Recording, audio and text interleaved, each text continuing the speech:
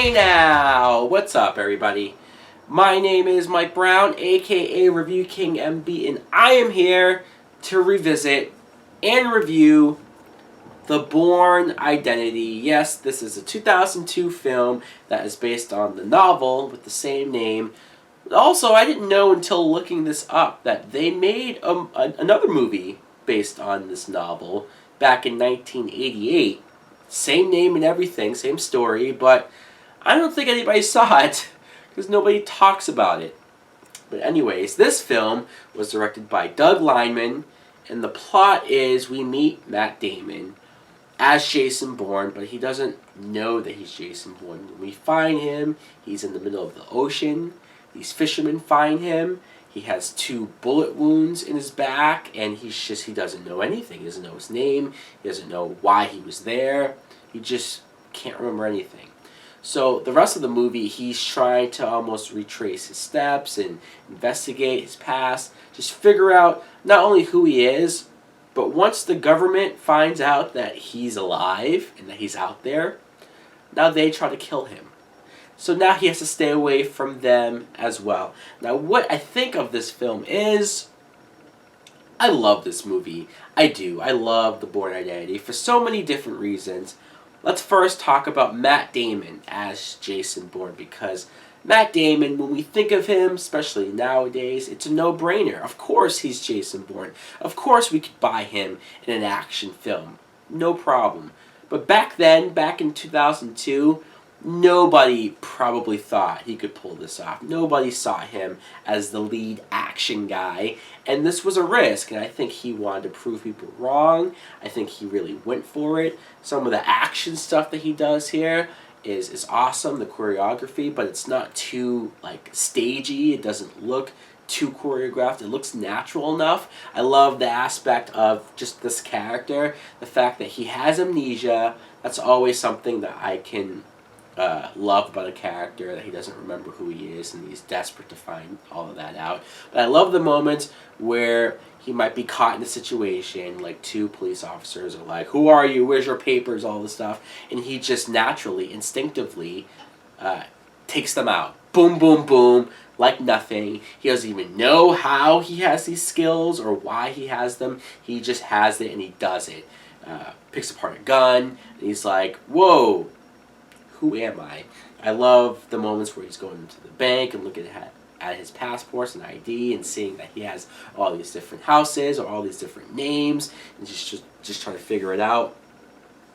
Also, the fact that this movie, the setting is in different countries. It's never in the USA, besides the government scenes. You get Switzerland and Paris, especially because when I first saw this movie, I was pretty young.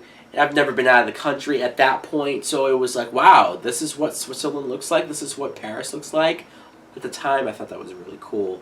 As far as the other actors and characters, Franca Potenti, if I'm saying that right, she plays Marie. She's just this woman that we see at a bank, and Matt Damon overhears her talking about she's having money problems, she's losing her house and whatnot, so he takes advantage of that. He goes up to her and he's like, "Hey, I can pay you $10,000 if you're willing to drive me to Paris so that I can do what I gotta do."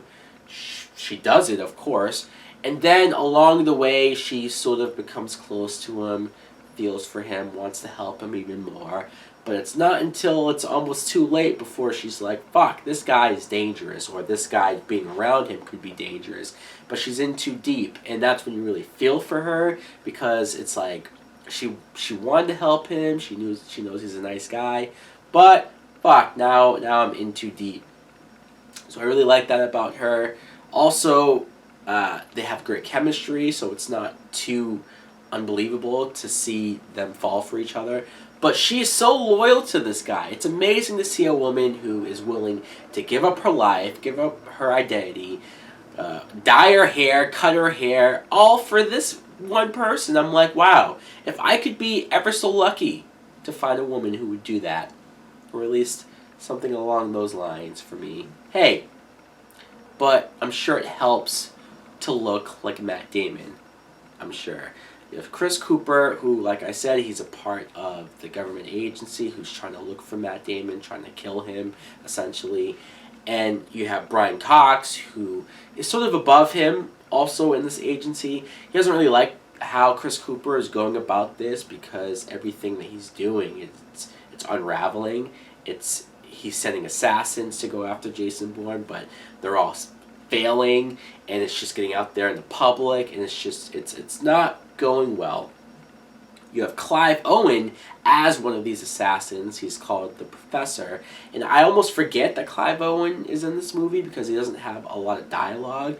He's just there with his sniper, and he's just taking out people left and right. You have Akinnuoye-Agbaje. Fuck, I probably butchered those last two names. But you know him from Lost as Mr. Echo. He's in this film. I forget he's in this film as well.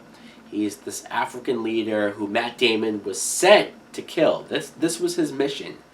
But he didn't do it, and that's what kind of started the story to go. You get Julia Stiles in sort of a small part. I mean, she's here. She's doing stuff. She's a part of the agency. She's kind of a bad guy. It's interesting, though, because at the time, Julia Stiles was everywhere, so to see her in this movie and just kind of be a minor character, maybe they knew they were going to do sequels and her character was going to get bigger, but we get great action when it happens, but this is what I love about this film, because, again, great action. You get some good fighting scenes, you get one really great car chase, so I love that, but this isn't action-packed. This isn't like action all over the place, because when you think of the Bourne movies, I think that's what people think of. Me included. You think of the action. You remember the action, the fighting, the car chases. But this movie is more story-driven. This movie is more about his identity, the mystery, him finding everything out and just how he reacts to the person he used to be, the assassin he used to be. Also, again, with this action, it amazes me that this movie was PG-13 because there's some parts in here where people are getting shot in the head and you see it. It's pretty brutal, pretty graphic, but they get away with it. I think this film, I don't want to say it's underrated. I think people know how good this movie is, but the first one especially, I appreciate it a whole lot more rewatching it. I enjoyed it a lot when I was younger. I enjoy it even more now. A lot going on here. A pretty smart action movie for the time. Anyways, guys, let me know in the comments below what you think of the Bourne Identity. Do you like it as much as I do? Thanks for watching. Like, comment, subscribe. Later!